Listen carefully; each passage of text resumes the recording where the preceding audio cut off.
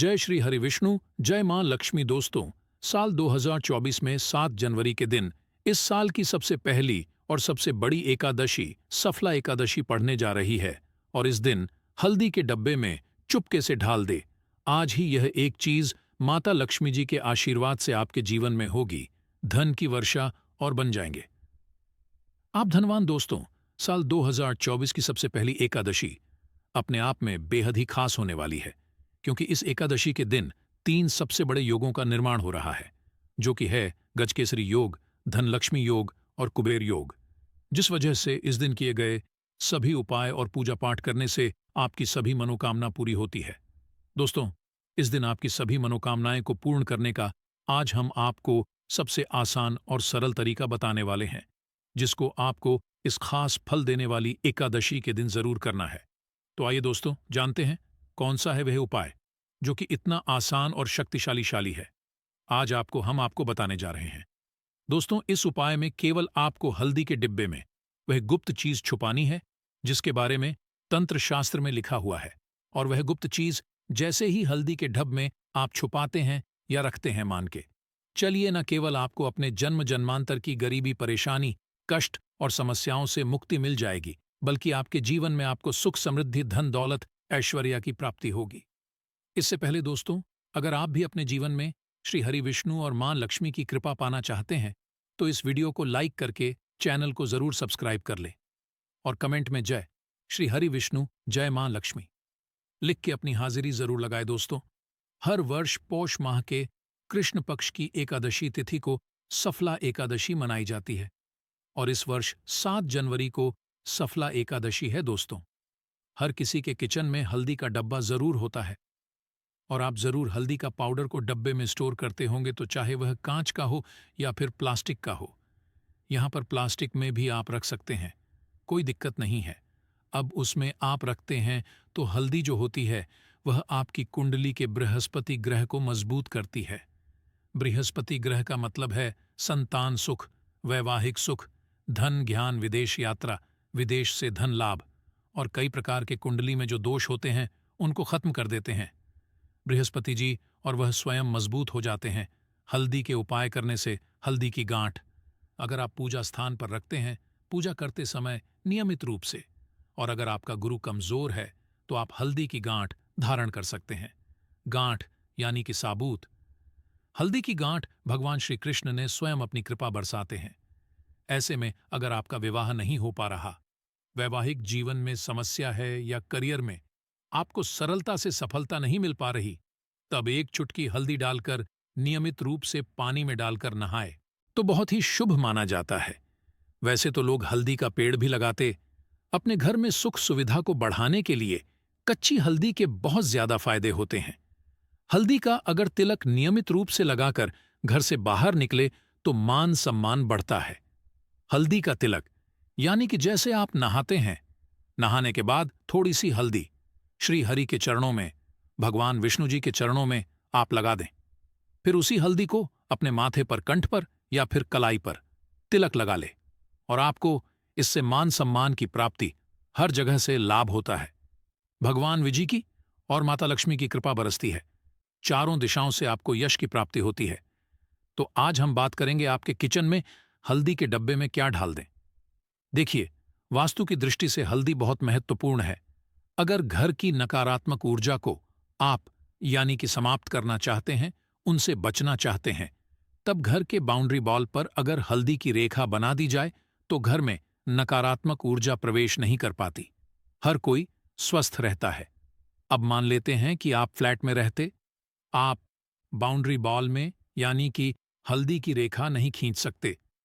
तब क्या करें? तब अपने मुख्य दरवाजे के पास यहां पर हल्दी से स्वास्तिक बना दीजिए, बाहर की तरफ से बना दीजिए। इससे आपके घर में नकारात्मक शक्तियां प्रवेश नहीं कर पाती। अगर विवाह होने में बहुत ज्यादा परेशानी आ रही है, या फिर वैवाहिक जीवन में लग रहा है जैसे अब सब कुछ खत्म हो रहा है, तब नियमित रूप से भगवान सूर्य को एक लोटा जल में छुटकी हल्दी डालकर के अर्पित करें। अगर आप चाहते हैं माता लक्ष्मी की कृपा रहे, तब आप रविवार के दिन छोड़कर बाकी के दिन आप सूर्य भगवान को नियमित रूप से जल अर्पित करें। तुलसी के पेड़ में आप ढाल दें। रविवार के दिन हल्दी वाला जल आप अपने यानी कि आपके तुलसी बिहारी भरी रहेगी और आपके ऊपर भगवान विष्णु जी की कृपा बरसेगी।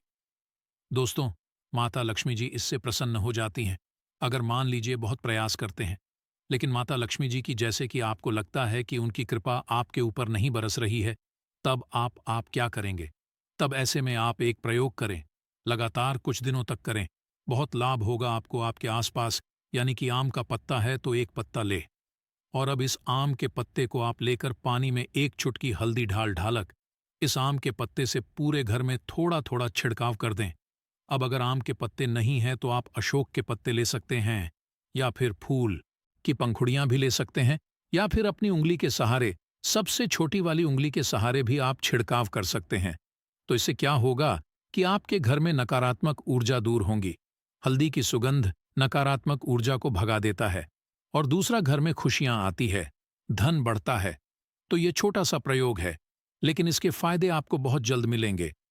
तो हल्दी में ऐसा माना जाता है कि देवीय गुण होते हैं। आपने देखा होगा कि विवाह के समय परर बधू को हल्दी अर्पित की जाती है ताकि तमाम परेशानियों से, बाधाओं से बचा जा सके। तो हल्दी आपके जीवन में अच्छी सफलता दिलाने वाली सबसे मुख्य वस्तु है। अगर पेट की समस्या है, अगर आपका गुरु खराब स्थिति में है, तो पेट से जुड़ी बहुत परेशानियां होती हैं, तब आप नियमित रूप घर के पास के किसी मंदिर में हल्दी का दान करें तो लाभ होगा। अब बात करते हैं कि आपकी किचन में जो हल्दी का डब्बा है उसमें क्या रख दे ताकि आपके जीवन में खुशियां बढ़े, माता लक्ष्मी की कृपा बरसे। दोस्तों, जो किचन में हल्दी का डब्बा है उसे कभी खाली मत रखिए, आधे से ऊपर ही रखिएगा। अब मान लीजिए कि आपके घर में किसी ने कुछ करा दिया है, तंत्र मंत्र की बाधाएं हैं, परेशानियां हैं, तो हल्दी के डब्बे में 5-6 साबुत लाल मिर्च डाल दें। 5-6 साबुत लाल मिर्च डालने से आपके घर में किसी भी तरह के तंत्र मंत्र की बाधाएं, नजर दोष, दुख नाश से, बुरी नजरों से रक्षा होगी। धन प्राप्ति के लिए, अगर आप चाहते कि आपके घर में धन की प्राप्ति हो, धन के अनेक प्रकार के स्रोत बने, घर में सुख समृद्धि बढ़े, तो हल्दी के ढब में आप 2 लौंग और 2 इलायची जरूर डाल दें। इससे घर में सुख समृद्धि, धन बढ़ता चला जाएगा, तेजी से धन बढ़ेगा। माता लक्ष्मी का स्थिर वास कराना चाहते हैं, माता लक्ष्मी को बुलाना चाहते हैं, अपने घर में तो 1 रुपए का सिक्का जरूर हल्दी के डब्बे में रख दें। ऐसा करने से आपके घर में सुख समृद्धि हमेशा बढ़ेगी, कभी भी धन की कमी नहीं होगी। आप चाहते हैं कि आपके घर में दिन दुगनी रात चौगुनी तरक्की प्राप्त हो, अरबों के मालिक बन जाएं आप, यानी कि आप जल्द से जल्द करोड़पति बन जाएं, तो हल्दी के डब्बे में आप 5-6 काली मिर्च जरूर डाल दें। इससे आपके घर में सुख समृद्धि बरसेगी और धन धन्य के भंडार भर जाएंगे। माता लक्ष्मी जी दौड़ी दौड़ी चली आएंगी। आप चाहते हैं कि आपके यानी जीवन में समस्त प्रकार के कष्टों से निवारण हो, तो हल्दी के डब्बे में आप थोड़ी सी धनिया जरूर रख दें। साबुत धनिया, साबुत धनिया रखने से माता लक्ष्मी की कृपा बरसेगी, माता लक्ष्मी खींची चली आएंगी और धन पैसों की कमी कभी महसूस नहीं होगी। चारों दिशाओं से मान सम्मान यश की प्राप्ति होगी। धन इतना आएगा कि संभाल नहीं पाओगे, पैसे गिनते गिनते थक जाओगे। हल्दी के डब्बे में ये चीज ढालने से माता लक्ष्मी स्वतः ही आपके घर की ओर खींची चली आती है और आपके घर से गरीबी, दुख, दरिद्रता, इन सब का नाश कर देती हैं। तो इस प्रकार से यह चीज जरूर ढाले। हल्दी के डब्बे में घर में अगर पैसा नहीं टिकता है तो आप हल्दी के डब्बे में यानी कि थोड़ा सा नमक डाल दें। नमक, अगर साबुत वाला खड़ा वाला नमक मिल जाए तो जरूर थोड़ा सा ढाल दें, इससे घर में पैसा टिकने लगेगा। वही दोस्तों, अगर आप अपने जीवन में सफल होना चाहते हैं तो आपको सफला एकादशी व्रत की कथा जरूर सुननी और सुनानी चाहिए। तो आइए आपको सुनाते हैं सफला एकादशी व्रत की कथा। महाराज युधिष्ठिर ने पूछा, हे जनार्दन, पौष कृष्ण एकादशी का क्या नाम है? उस दिन कौन से देवता का पूजन किया जाता है और उसकी क्या विधि है? कृपया मुझे बताएं, भक्त वत्सल। भगवान श्री कृष्ण कहने लगे कि धर्मराज, मैं तुम्हारे स्नेह के कारण तुमसे कहता हूं कि एकादशी व्रत के अतिरिक्त मैं अधिक से अधिक दक्षिणा पाने वाले यज्ञ से भी प्रसन्न नहीं होता। अति से अत्यंत भक्ति और श्रद्धा से युक्त होकर करें। हे राजन, द्वादशी युक्त पौष कृष्ण एकादशी का महात्म तुम एकाग्र चित्त होकर सुनो। इस एकादशी का नाम सफला एकादशी है, इस एकादशी के देवता श्री नारायण है। विधिपूर्वक इस व्रत को करना चाहिए। जिस प्रकार नागों में शेष नाग, पक्षियों में गरुड़, सब ग्रहों में चंद्रमा, यज्ञों में अश्वमेध और देवताओं में भगवान विष्णु श्रेष्ठ है, उसी तरह सब व्रतों में एकादशी का व्रत है।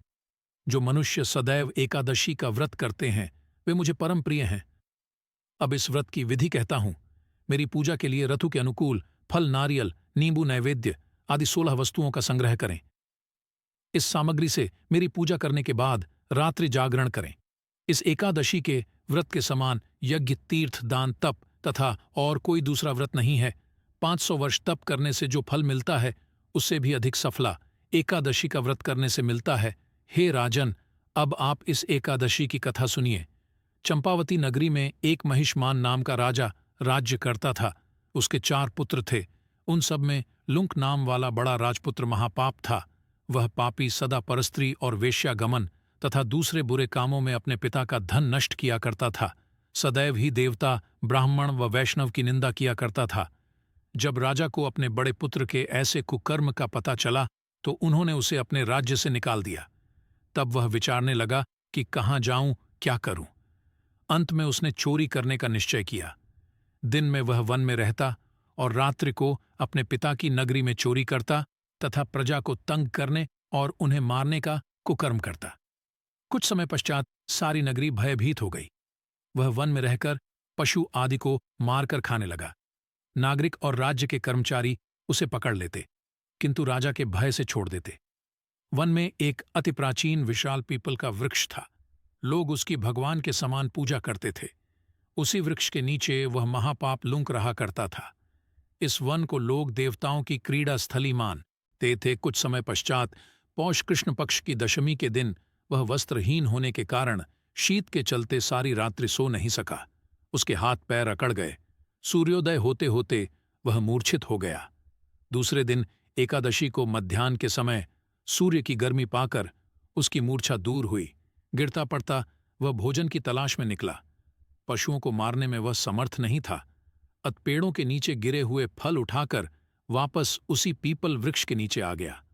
उस समय तक भगवान सूर्य अस्त हो चुके थे। वृक्ष के नीचे फल रखकर कहने लगा, हे भगवान, अब आपके ही अर्पण है। यह फल आप ही तृप्त हो जाइए। उस रात्रि को दुख के कारण रात्रि को भी नींद नहीं आई। उसके इस उपवास और जागरण से भगवान अत्यंत प्रसन्न हो गए और उसके सारे पाप नष्ट हो गए। दूसरे दिन प्रात एक अति सुंदर घोड़ा, अनेक सुंदर व वस्तुओं से सजा हुआ, उसके सामने आकर खड़ा हो गया। उसी समय आकाशवाणी हुई कि हे राजपुत्र, श्री नारायण की कृपा से तेरे सब पाप नष्ट हो गए हैं। अब तू अपने पिता के पास जाकर राज्य प्राप्त कर। ऐसी वाणी सुनकर वह अत्यंत प्रसन्न हुआ और दिव्य वस्त्र धारण करके भगवान आपकी जय हो कहकर अपने पिता के पास गया। उसके पिता ने प्रसन्न होकर उसे समस्त राज्य का भार सौंप दिया और वन का रास्ता लिया। अब लूंक शास्त्रानुसार राज्य करने लगा। उसके श्री पुत्र आदि सारा कुटुंब भगवान श्री नारायण का परम भक्त हो गया। वृद्ध होने पर वह भी अपने पुत्र को राज्य का भार सौंपकर वन में तपस्या करने चला गया और अंत समय में वैकुंठ को प्राप्त हुआ। अत जो मनुष्य इस परम पवित्र सफला एकादशी का व्रत करता है उसे अंत में मुक्ति मिलती है।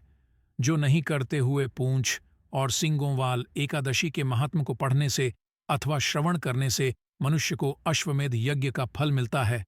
अत सफला एकादशी का व्रत हर मनुष्य अवश्य करना चाहिए ताकि जाने अनजाने में उससे हुए पाप कर्म दूर होकर वैकुंठ में स्थान मिले। 500 वर्ष तप करने से जो फल मिलता है उससे भी अधिक सफला एकादशी का व्रत करने से मिलता है। तो दोस्तों, उम्मीद करते हैं कि हल्दी और सफला एकादशी से जुड़ी हुई यह विशेष जानकारी, यह विशेष पूजा विधि आपको जरूर उपयोगी सिद्ध होगी। वीडियो आपको अच्छी लगी हो तो इसे लाइक कर दीजिए और ज़्यादा से ज़्यादा इस वीडियो को अपने फैमिली फ्रेंड्स के साथ शेयर कीजिए। चैनल पर पहली बार आए हैं तो चैनल को सब्सक्राइब भी कर लीजिए और बेल बटन को भी प्रेस कर लीजिए। इससे ये होगा कि इस तरह की सभी वीडियोस की नोटिफिकेशन आपको सबसे पहले मिलेगी। मिलते हैं आपसे अगली वीडियो में।